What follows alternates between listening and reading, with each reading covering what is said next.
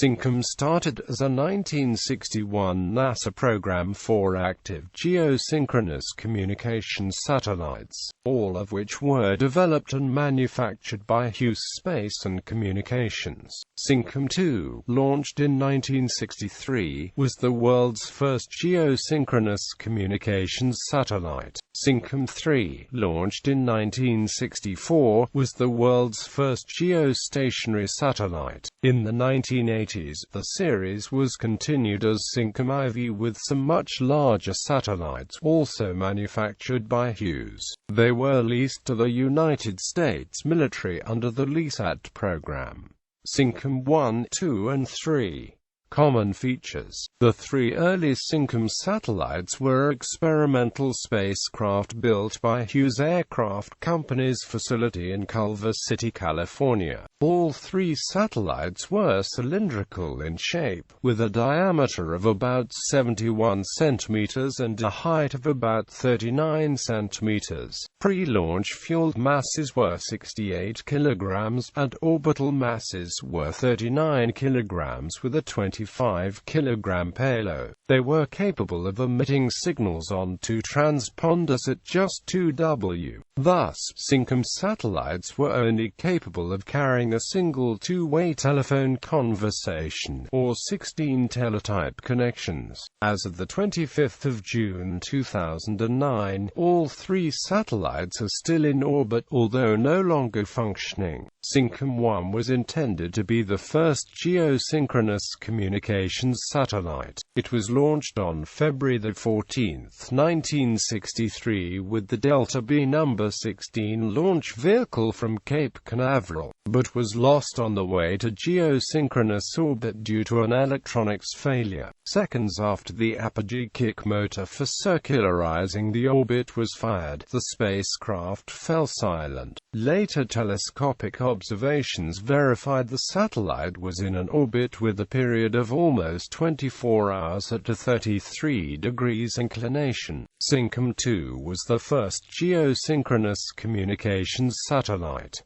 Its orbit was inclined rather than geostationary. The satellite was launched by NASA on July 26, 1963 with the Delta B number 20 launch vehicle from Cape Canaveral. The satellite successfully kept station at the altitude calculated by Hermann Potocnik Nordung in the 1920s. During the first year of Syncom II operations, NASA conducted voice, teletype, and facsimile tests, as well as 110 public demonstrations to show the capabilities of the satellite and invite feedback.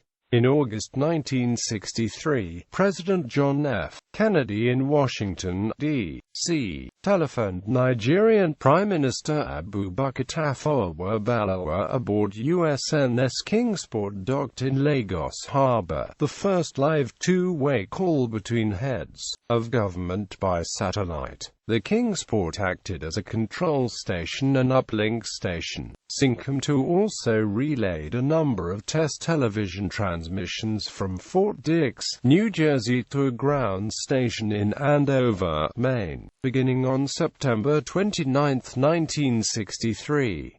Although it was low-quality video with no audio, it was the first successful television transmission through a geosynchronous satellite. Syncom III was the first geostationary communications satellite, launched on August 19, 1964 with the Delta D number 25 launch vehicle from Cape Canaveral. The satellite, in orbit near the International Dateline, had the addition of a wideband channel for television and was used to telecast the 1964 Summer Olympics in Tokyo to the United States. Although Syncom III is sometimes credited with the first television program to cross the Pacific Ocean, the Relay One satellite first broadcast television from the United States to Japan on November 22, 1963. Turned off in 1969, Syncom III remains in geosynchronous orbit as of December 2012. In 40 years it has drifted 8 degrees to the west, to longitude 172. Syncom IV. The 5 satellites of the 1980s LESAT program were alternatively named Syncom IV-1 to Syncom IV-5 and called HS-381 by the manufacturer. These satellites were considerably larger than Syncoms 1 to 3, weighing 1.3 tons each. At 4.26 meters, the satellites were the first to be designed for launch from the Space Shuttle payload bay, and were deployed like a frisbee. The satellites are 30 revolutions per minute spin-stabilized with a dispun communications and antenna section. They were made with a solid rocket motor for initial perigee burn and hydrazine propellant for station keeping and spin stabilization. The communications systems offers a wideband UHF channel, 6 relay 25 kHz channels, and 5 narrowband 5 kHz channels. This is in addition to the fleet broadcast frequency, which is in the military's X-band. The system was used by military customers in the US and later in Australia. Most of the satellites were retired in the 1990s, but one would remain operational until 2015. During the First Gulf War, LESAT would be used for personal communications between Secretary of State James Baker and President George H. W. Bush, but was more typically used by mobile air, surface, subsurface, and fixed Earth stations of the Navy, Marine Corps, Air Force, and Army. Hughes was contracted to provide a worldwide communications system based on 4 satellites, one over the continental United States, and one each over the Atlantic, Pacific, and Indian Oceans, spaced about 90 degrees apart. 5 satellites were ordered, with one as a replacement. Also part of the contract were the associated control systems and ground stations. The lease contracts were typically for 5-year terms, with the lessee having the opportunity to extend the lease or to purchase the equipment outright. The U.S. Navy was the original lessee. LESAT F-1's launch was cancelled just prior to liftoff, and F-2 became the first into orbit on August 30, 1984 aboard Discovery on shuttle mission SDS-1D. F-2 was largely successful, but its wideband receiver was out of commission after only 4 months. F-1 was launched successfully on November 8, 1984 aboard SDS-51A. This was followed on April 12, 1985 by LESAT F-3 on SDS-51D. F-3's launch was declared a failure when the satellite failed to start its maneuver to geostationary orbit once released from Discovery. Attempts by shuttle astronauts to activate F-3 with a makeshift fly swatter were unsuccessful. The satellite was left in low Earth orbit, and the Space Shuttle returned to Earth.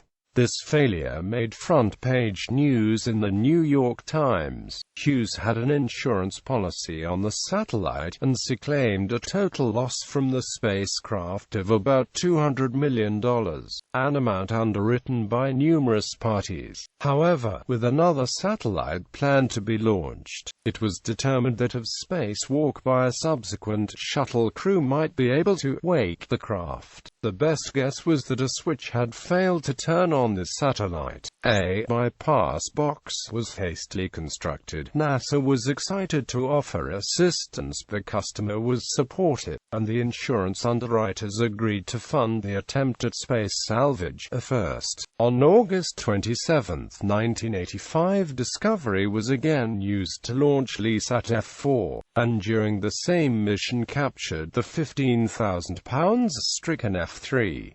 Astronaut James Van Hoffen grappled and then manually spun down the F-3 satellite. After the bypass box was installed by Van Hoffen and Bill Fisher, Van Hoffen manually spun the satellite up. Once released, the F-3 successfully powered up, fired its perigee motor and obtained a geostationary orbit. While F-3 was now operational, LeSat F-4 soon failed and was itself declared a loss after only 40 hours of RF communications. The stricken F-4 did not remain a complete failure.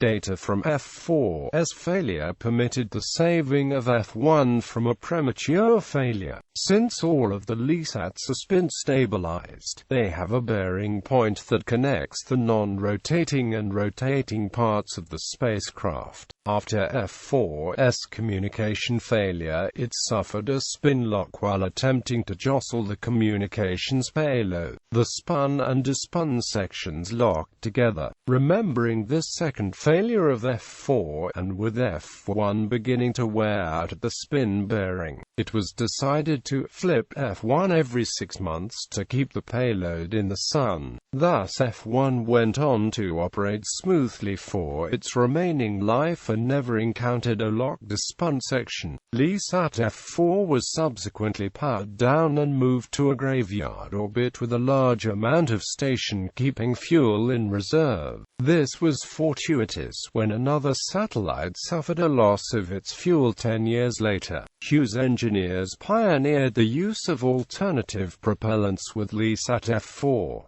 Long after its primary mission had failed, F-4 was powered back on to test whether a satellite could be kept on station using non-volatile propellants. F-4 was used to perform numerous tests, including maneuvers with oxidizer for propulsion once the hydrazine ran out. The fifth and last LeSat, which was built as a spare, was successfully launched by Columbia mission SDS-32 on January 9, 1990. The last active LeSat. It was officially decommissioned on September 24, 2015 at 18 hours 25 minutes and 13 seconds UTC. F-5 was one of the longest-serving and most successful commercial satellites. Towards the end of its 25-year life, F-5 had been leased by the Australian Defence Force for UHF service.